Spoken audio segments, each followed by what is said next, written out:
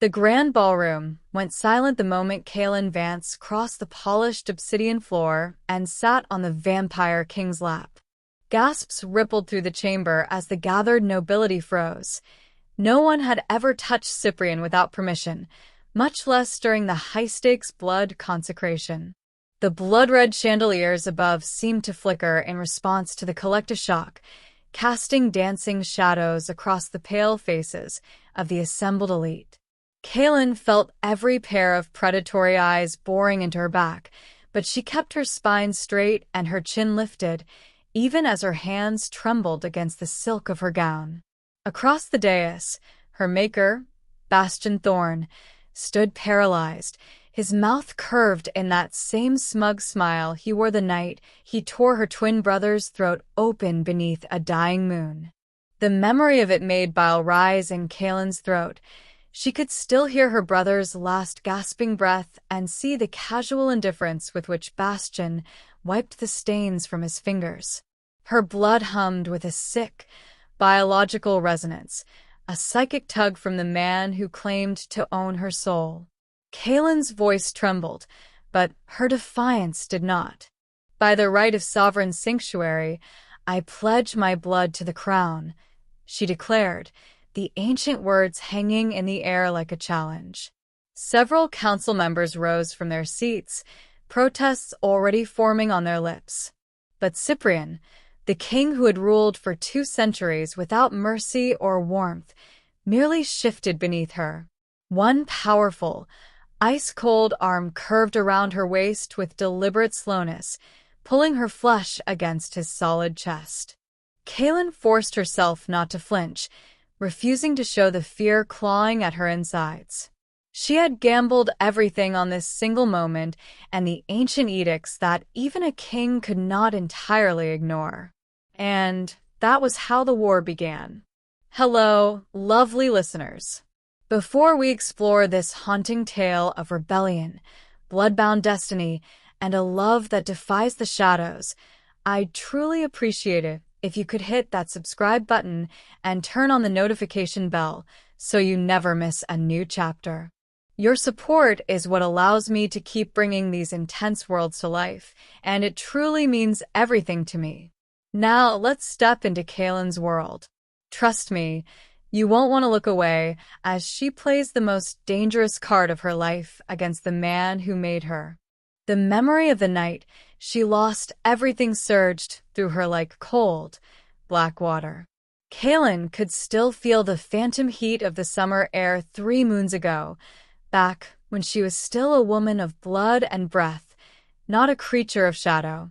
She and her twin, Caden, had been cornered in the ruins of the old chapel, the moonlight spilling through the cracked rafters like a silver judgmental eye. Bastion Thorn had emerged from the darkness, not as a savior, but as a predator who viewed their Lumina bloodline as a vintage to be sampled. Kaelin's breath hitched as she relived the precise, calculated movements of her maker. He hadn't attacked with the wild fury of a beast. He had moved with a casual, terrifying indifference that suggested he was finishing a meal rather than ending a soul. "Watch," Bastion had whispered, his obsidian eyes gleaming with a sick satisfaction. Kaelin had been pinned by his gaze, unable to move as his claws, long and sharp, found her brother's throat. With a single, fluid motion, he had slit Caden's throat, the spray of red painting the stone floor under the moonlight. She could still hear her brother's last gasping breath, a wet, rattling sound that would haunt her through an eternity of nights. The horror didn't end with the death. As her brother's light faded, Bastion had forced his own tainted blood into Kaelin's mouth. The transformation was an agony of fire, but the true curse was the blood resonance that sparked to life the moment her heart stopped. Suddenly, she was no longer an individual. She was an extension of Bastion.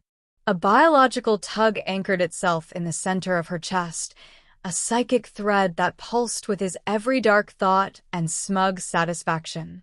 It was a connection that thrummed with a desperate, unearned need, forcing her to feel the triumph of the man who had just destroyed her world. Bastion had wiped the blood from his claws with a silk handkerchief, looking down at the broken body of the last male heir of the Lumina line. He had smiled, knowing that the council would rule the death a tragic accident, a routine patrol gone wrong, while his own pack gained control of the Azure territories within a week of the funeral. It was this inescapable tug, this searing heat of the Maker's mark on her neck, that had driven Kaelin to the library to search for a loophole. She had understood with terrible clarity that she had only two choices: submit to a bond that bound her to her brother's killer for life, or find a power that superseded even the laws of the Maker. The ancient words of Sovereign Sanctuary had been her only shield against a resonance that was trying to drown her in her own blood. The weeks that followed were nothing like Kaelin expected, as she traded the open threat of Bastion's presence for the suffocating silence of the royal wing. She had imagined being kept in her rooms, summoned only when the king needed a sample of her rare Lumina blood. Instead, Cyprian insisted she join him for meals and sit in on private meetings with his advisors. "You are under my protection," he explained, his voice losing some of its formal edge. "That means the court needs to see you as part of my household, or they will test your position constantly." So Kaelin learned to navigate the treacherous waters of vampire politics, trying not to flinch when council members glared at her with hunger and suspicion. She discovered that the king was not the cold monster painted by legends, but a man who seemed practicing a role he had long since grown tired of. During court sessions, he would often get a faraway look in his eyes, lost in memories that were likely older than her entire bloodline. It was during one of their quiet evenings that the true nature of her sanctuary was revealed. Cyprian sat opposite her, studying her over the rim of a crystal glass. "I didn't accept your request purely out of kindness," he admitted, his amber eyes serious and intense. He explained that the Lumina line was tied to the original Moonblessed families, and she was the last remaining carrier of that blood. He needed her for an ancient ritual to stabilize his fading essence, a process that would make his immortality permanent and unbreakable. The revelation made Kaelin's stomach tighten. She had traded one master for another who saw her as a means to an end. "You want to use me?" she asked flatly. Cyprian was honest about his intent, yet he promised to protect her from Bastion and the council until the ritual was complete. Though she felt the cage bars closing in once more, she realized this bargain was at least on her own terms. The bond between them was one of service, not romance, but the weight of it settled over her like a mantle, thrumming with a cooler, steadier life than the desperate heat of the resonance. She had fled. The first time Kaelin heard him screaming, she thought the palace was under attack. She ran from her rooms in just her nightgown, following the raw, agonized sound to the king's private chambers. The guards outside his door hadn't moved, their expressions carefully blank as they explained that the king suffered from nightmares they were forbidden to disturb. But the screaming went on, and Kaelin could feel the cold dread of his soul through the palace walls. She pushed past the guards, throwing open the heavy wooden doors to find Cyprian tangled in sweat-soaked sheets, his body arched in pain.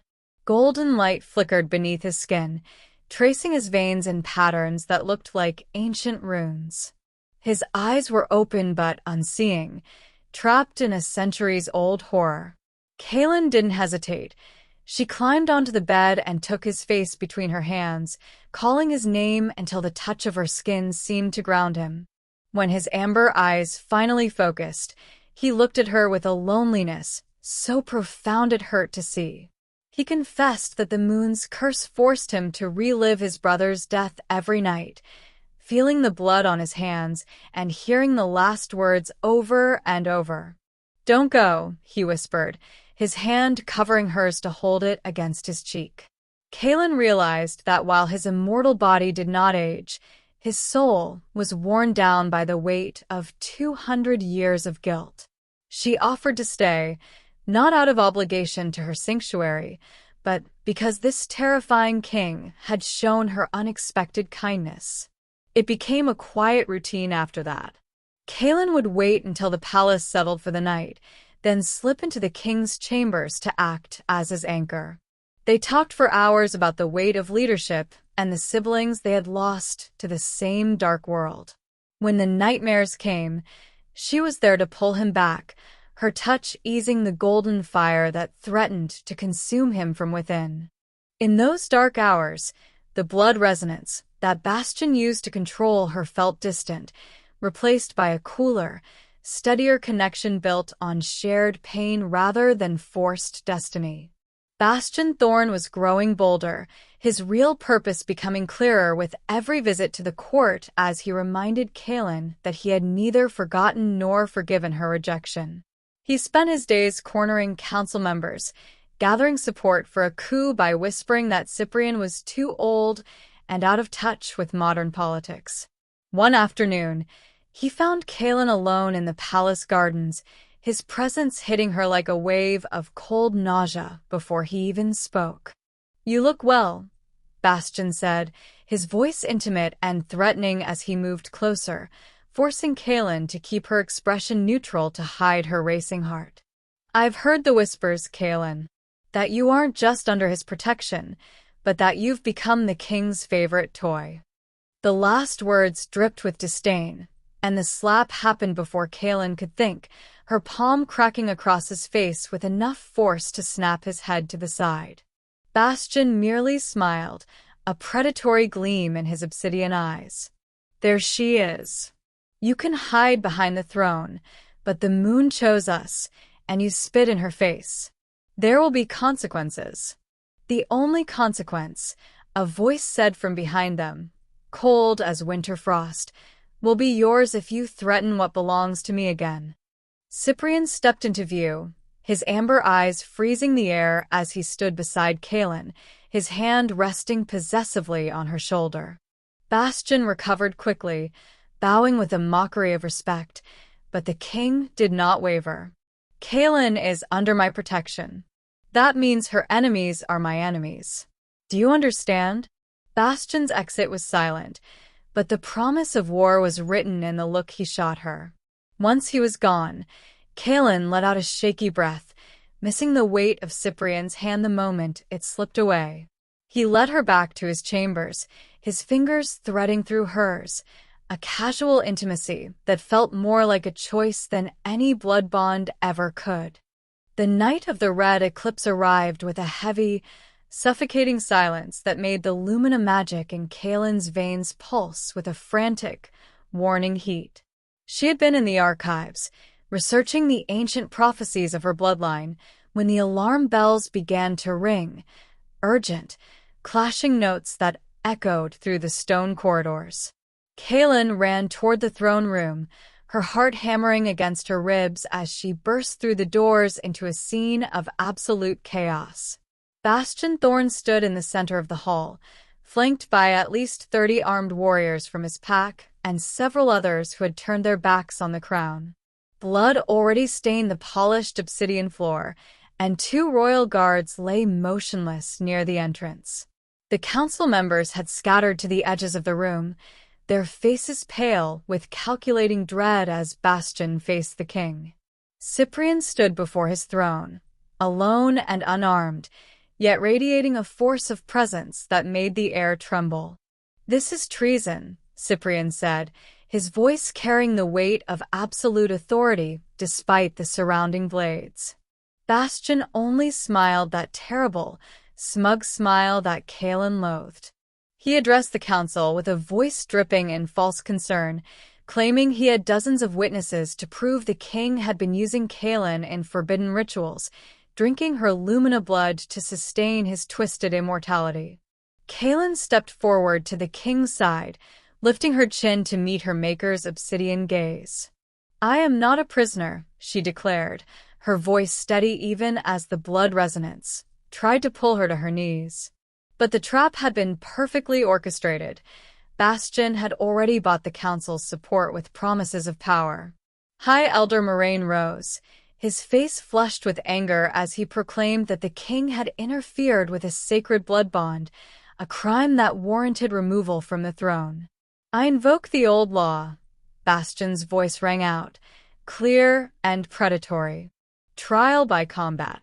If the king is just, let him prove it with his strength.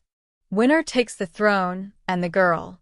The crowd erupted in shouts as Cyprian weighed the odds, his amber eyes catching the first tint of the crimson moon. Kaelin grabbed his arm, whispering that it was a trap, but the king's expression was set with a final, lethal determination. He accepted the challenge, demanding they fight immediately in the courtyard. As they moved toward the exit, Cyprian leaned close, his breath warm against her ear. "Whatever happens, run," he murmured, but Kaelin gripped his hand, the lumina light already beginning to shimmer beneath her skin. The moon overhead began to turn a bruised, sickly red as the eclipse reached its zenith, a rare celestial event where power became both strongest and most unpredictable. In the palace courtyard, the air crackled with the sheer force of the Alpha King in his full glory.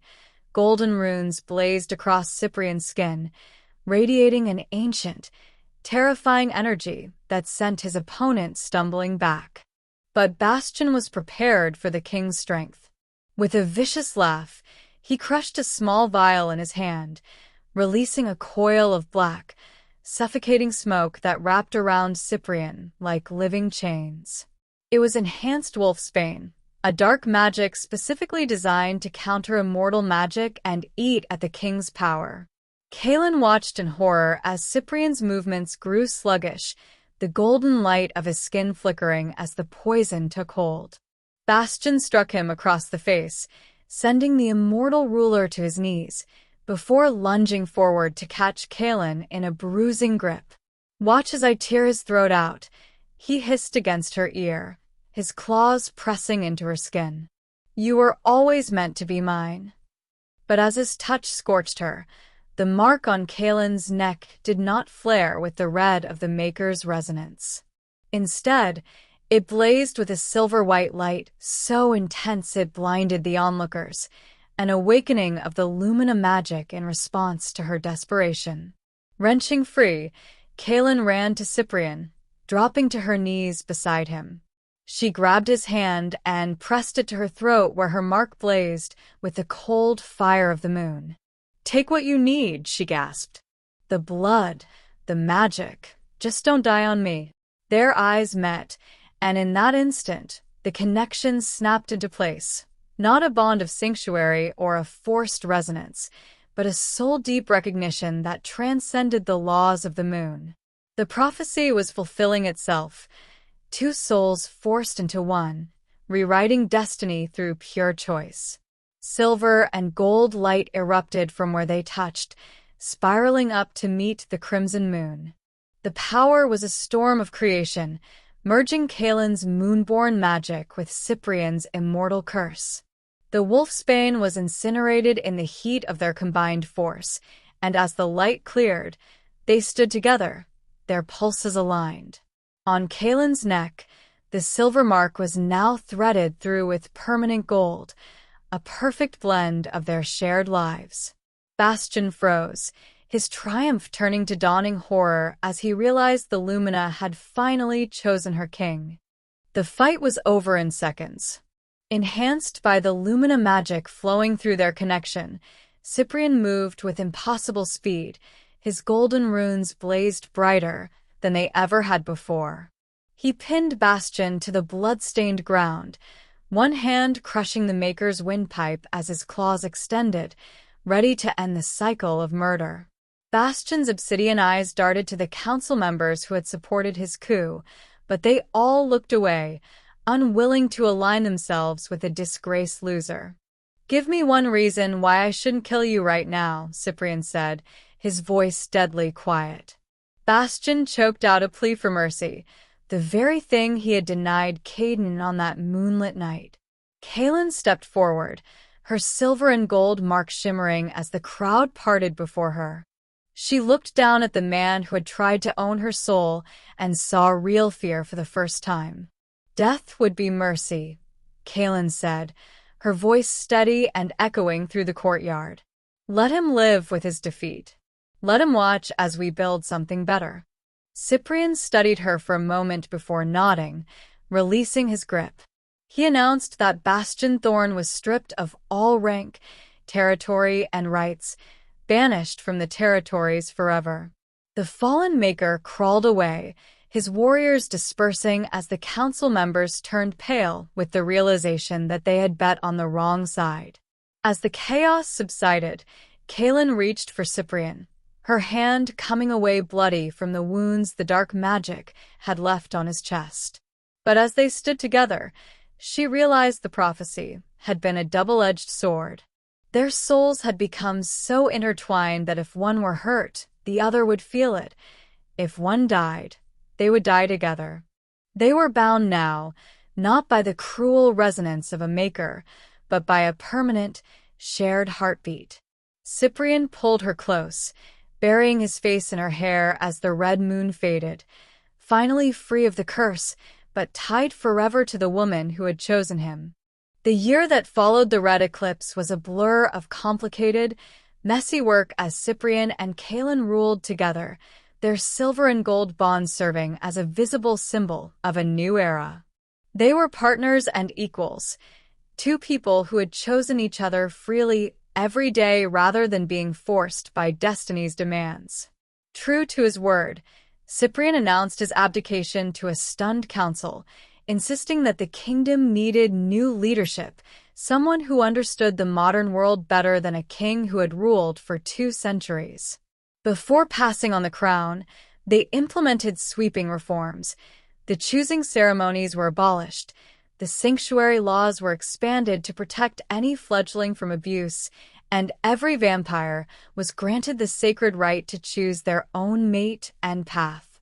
Kaelin gladly relinquished her title of queen alongside him, feeling the weight of the crown lift as they left the palace on a clear spring morning. Their destination was a small, secluded cottage on the edge of the royal forest, far from the suffocating reach of palace politics. 5 years later, Kaelin woke to sunlight streaming through the bedroom window and the sound of children laughing outside. Beside her, Cyprian stirred. He was slower to wake these days, his mortal body requiring more rest than his immortal one ever had. When his eyes opened, now a warm, human brown with gold flecks, his smile was immediate and full of a peace he hadn't known in centuries. Through their shared bond, Kaelin could feel his deep contentment, a life well lived and no longer trapped by the shadows of guilt. They had 3 children now, wild and energetic souls who carried the Lumina magic in a diluted, beautiful form. Later that afternoon, as they sat on the porch watching their eldest son play, Cyprian pulled Kaelin into his lap, a gentle echo of the night she had first claimed sanctuary. "Do you ever regret it?"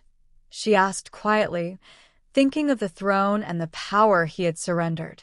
"Never," he whispered, his arms tightening around her with perfect trust.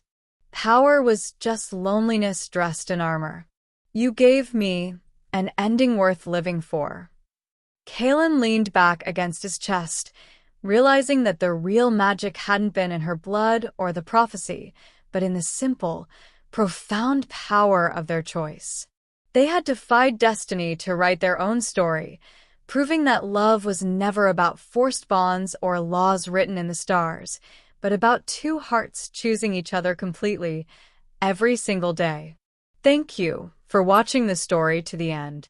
If you enjoyed this story, you will surely love the next one.